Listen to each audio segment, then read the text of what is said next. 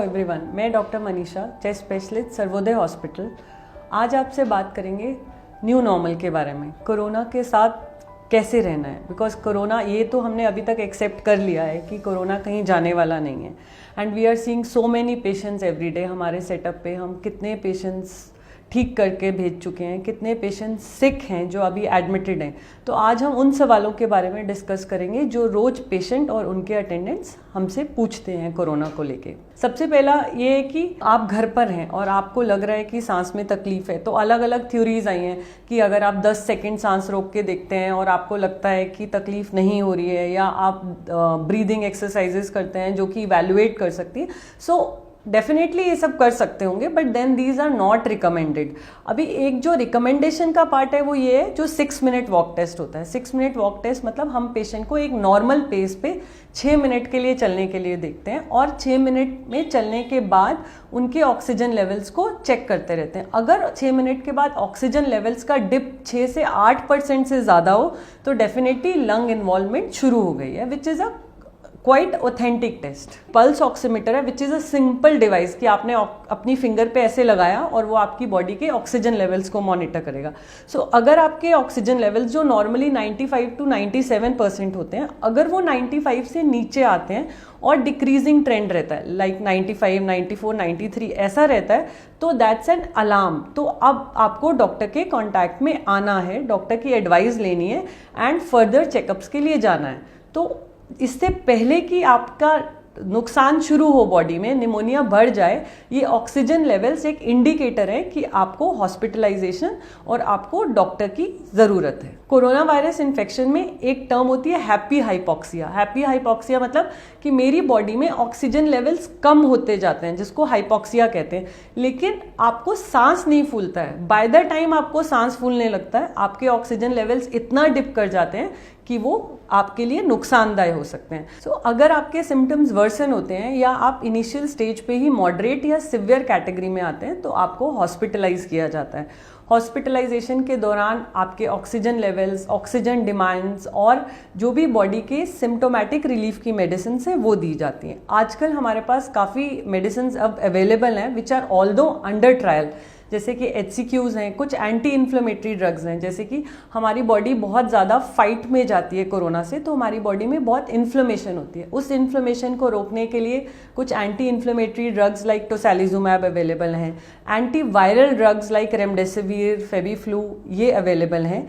और HCQs, another drugs are steroids are added to the therapy if things worsen. अगर बीमारी बढ़ती है तो स्टेरॉइड्स और ब्लड थिनर्स को भी ऐड किया जाता है। So that depends upon the आपकी सिवियरिटी कितनी है। कि देखा गया है कि corona infection is a hyper coagulative state. Hyper coagulate मतलब इसमें खून गाढ़ा हो जाता है और कहीं कहीं जम जाता है, जिसकी वजह से लंग्स में ऑक्सीजन की कमी हो जाती है। सो इसीलिए हम इसमें खून पतला करने की दवाई देते हैं। सो जो पेशेंट्स एल्डरली हैं, 60 साल से ऊपर के हैं और उनमें कोमॉर्बिड कंडीशंस हैं, जैसे उनमें डायबिटीज़, हाइपरटेंशन, किडनी या ऐसी कुछ बीमारियां हैं, तो उनको हमें हॉस्पिटलाइज करना पहले ही स्टेज पर शुरू कर देना चाहिए। तो अगर आपने टेस्ट कराया और आपका टेस्ट पॉजिटिव आता है तब क्या करना है? क्या फिर से हमें उस चीज़ को लेके पैनिक करना है?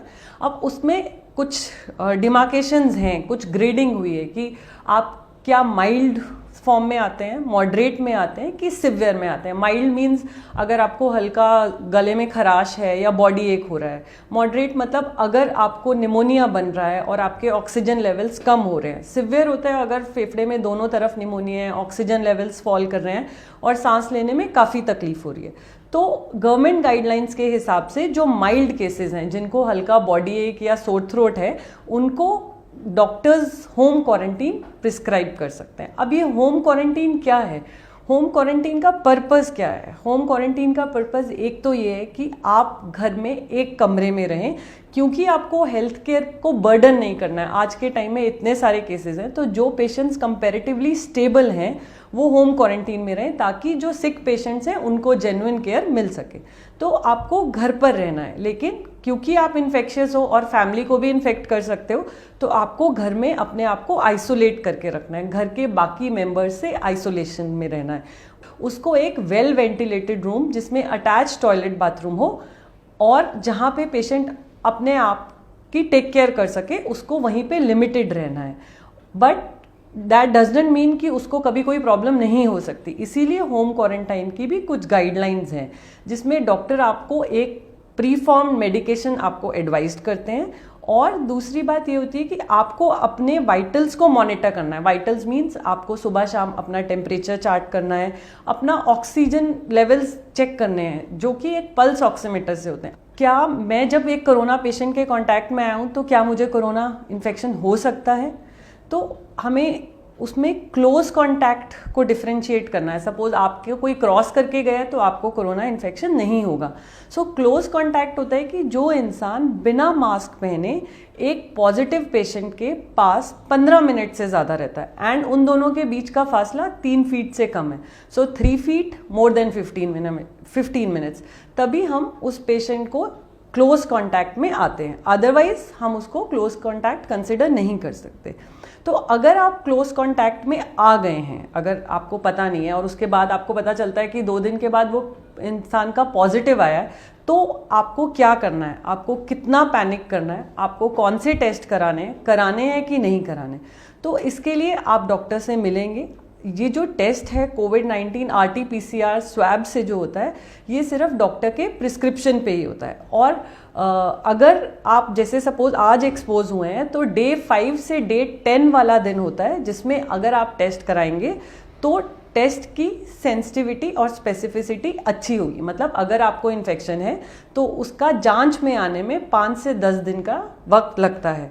सपोज किसी के कांटेक्ट में आने से 5 दिन से पहले ही आपको सिम्टम शुरू हो गए हैं तो भी आप टेस्ट करवा सकते हैं। बट नॉर्मली 5 से 10 दिन ऑफ एक्सपोजर के बीच में is the right time to get yourself investigated. अभी और सवाल जो एक बहुत कॉमन है कि जैसे कि हमारे पेशेंट्स डिस्चार्ज होते हैं तो eight the time of the discharge वो चाहते हैं कि हमारा टेस्ट दोबारा किया जाए। उसका 2 पर्पज़ है। एक तो इसलिए कि वो देखने के लिए कि क्या एक्चुअल वो नेगेटिव हो गए हैं, दूसरा अगर वो नेगेटिव हो गए हैं तो क्या वो अपनी फैमिली मेम्बर्स के साथ रह सकते हैं या अपनी क्वारंटीन वाले पीरियड को ब्रेक कर सकते हैं। तो गवर्नमेंट भी कहती है गाइडलाइंस के हिसाब से भी कि अगर आप माइल्ड या मॉडरेट केस में आते हैं, माइल्ड या मॉडरेट मतलब अगर आपको आईसीयू की ज़रूरत नहीं पड़ी है, ARDS में नहीं गए हैं, तो ऐसे पेशेंट्स का हम at the time of discharge test नहीं करते हैं। The criterias have change. उसमें क्या है कि अगर आपको 10 दिन हो गए हैं आपके सिम्टम शुरू हुए को और पिछले 3 दिन से आपको फीवर नहीं आया है, so you have to be very sure कि 3 दिन लगातार आपको फीवर नहीं आया है एंड आपके 10 दिन सिम्टम ऑनसेट को हो गए हैं, तो हमें कोई भी टेस्ट कराने की ज़रूरत नहीं है। हम अपना क्वारंटाइन पीरियड फिनिश कर सकते हैं और नॉर्मल अपनी सोशल रिस्पॉन्सिबिलिटीज़ कैरी ऑन कर सकते हैं। क्योंकि ये देखा है कि नॉर्मली क्या है, 14 डेज पे हमने रिपीट टेस्ट कराया, रिपीट टेस्ट भी पॉजिटिव आ जाता है। फिर एक दिमाग में और ये आना कि क्या मैं फिर से अभी तक पॉजिटिव हूँ, क्या मैं अभी इन्फेक्शियस हूँ, मैं औरों को इन्फेक्शन दे सकता हूँ, क्या बीमारी मेरे अंदर अभी भी चल रही है। तो ये सब क्वेरीज रहती हैं। तो हमें ये समझना है कि जब हम 14 दिन के बाद भी टेस्ट करते हैं तो बहुत लोगों का पॉजिटिव आता है। दैट डज नॉट मीन कि उनके अंदर इन्फेक्शन है। ये देखा गया है कि वो जो स्वैब में आता है वो वायरस है, that can be dead virus. वो वायरस हमारे अंदर रहता है बट जिंदा नहीं है। क्योंकि वो जिंदा नहीं है तो हमारी बॉडी को डैमेज नहीं कर रहा है और हम शेडर नहीं है। शेडर मतलब हम और लोगों को इन्फेक्शन नहीं दे सकते हैं। इसीलिए रिपीट टेस्टिंग अब एडवाइजेबल नहीं है। अगर आप हेल्दी फील कर रहे हैं और आपको 3 दिन में पिछले कोई भी तकलीफ नहीं हुई है, so you are as good as other individuals. Another common question is, मुझे एक बार इन्फेक्शन हो गया, मैं ठीक हो गया, क्या मुझे दोबारा इन्फेक्शन हो सकता है? क्या री इन्फेक्शन हो सकता है? तो अभी इन लास्ट 4 मंथ्स ये देखा गया है कि there were some patients who had tested positive, मतलब उनका टेस्ट 8 हफ्ते के बाद भी पॉजिटिव आया, तो ये शुरू हुआ कि इनको दोबारा से इन्फेक्शन हुआ। लेकिन जब उसको हमने टेस्ट किया तो पता चला कि वो री इन्फेक्शन नहीं है, वो पहले वाले वायरस ही रह रहे हैं। सो अगर आपको एक बार इन्फेक्शन हो चुका है, आपकी बॉडी में एंटीबॉडीज डेवलप हो चुकी हैं and they are significant enough कि वो बीमारी से या वायरस से लड़ सकती हैं, तो आपको री इन्फेक्शन होने के चांसेस नहीं हैं, ऑल्दो आप टेस्ट में पॉजिटिव आ सकते हैं। सो RT-PCR के बेसिस पे हम ये डिसाइड नहीं करेंगे कि इन्फेक्शन रह रहा है कि नहीं। सो अगर आप हेल्दी फील कर रहे हैं, आपको 28 दिन हो चुके हैं बिना किसी तकलीफ के, तो you are actually treated and cured. Since ये सारी कोरोना से जो फाइट है वो इम्यूनिटी की है, तो ये देखा गया है कि जो लोगों का इम्यूनिटी सप्रेस्ड है, चाहे किडनी डिजीज़ की वजह से, चाहे कार्डियक हार्ट डिजीज़ की वजह से, चाहे डायबिटीज़ की वजह से, या जो लोग स्मोकर्स हैं, जो हैवी स्मोकर्स हैं या क्रॉनिक स्मोकर्स हैं, उनमें डिजीज़ के बढ़ने की प्रोबेबिलिटी नॉर्मल इंसान से कंपैरेटिवली ज़्यादा होती है। So they have to be extra cautious. So another common question is कि हमें कौन सा मास्क यूज़ करना है। क्या हर पेशेंट या कॉमन मैन को N95 की ज़रूरत है या सिंपल क्लोथ मास्क सफाइस करते हैं? सो जो सिंपल क्लोथ मास्क हैं वो सिर्फ इन्फेक्शन वाला पेशेंट अगर पहनेगा तो वो इन्फेक्शन स्प्रेड नहीं करेगा, लेकिन अगर आपने क्लोथ मास्क पहना है तो वो इन्फेक्शन को रोक नहीं सकता है। So surgical mask should be used.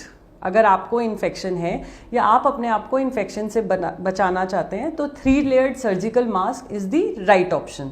जो N95 मास्क है वो सिर्फ उन डॉक्टर्स या हेल्थ केयर लोगों के लिए है जो एरोसॉल जनरेटिंग प्रोसीजर्स में होते हैं, जैसे कि ब्रोंकोस्कोपी, नेबुलाइजेशन, या जिसमें कोविड पेशेंट्स के कांटेक्ट में आते हैं, उस केसेस में हमें N95 की ज़रूरत है। Otherwise surgical mask which is a disposable mask, जो कि सिर्फ 6 से 8 घंटे तक यूज़ हो सकता है एंड रीवॉश नहीं हो सकता, वो वाला मास्क आप यूज़ करेंगे। अभी हम जैसे लॉकडाउन से अनलॉक की तरफ जा रहे हैं, तो भी हमें पूरी सावधानी बरतनी है, बिकॉज अभी देखो नंबर अनलॉक होने के बाद से नंबर बढ़ना शुरू हो गया है। सो हमें इस बात का ध्यान रखना है कि crowded places like schools, offices, get together, social gathering, religious places, gyms, जहाँ पे बहुत क्लोज कांटेक्ट रहता है, वहाँ पे until and unless very important हमें वहाँ पर नहीं जाना है, बिकॉज वो साइट्स हैं जहाँ पे मैक्सिमम ट्रांसमिशन या इन्फेक्शन रेट रहता है। उम्मीद करती हूँ कि इस वीडियो के बाद आपके मोस्ट ऑफ द कॉमन सवालों के जवाब मिल गए होंगे, बट आपको ध्यान रखना है, स्टे सेफ। वायरस आपके पास चल के नहीं आएगा, आपको ही सावधानी बरतनी है अगर आपको इस वायरस से जीतना है।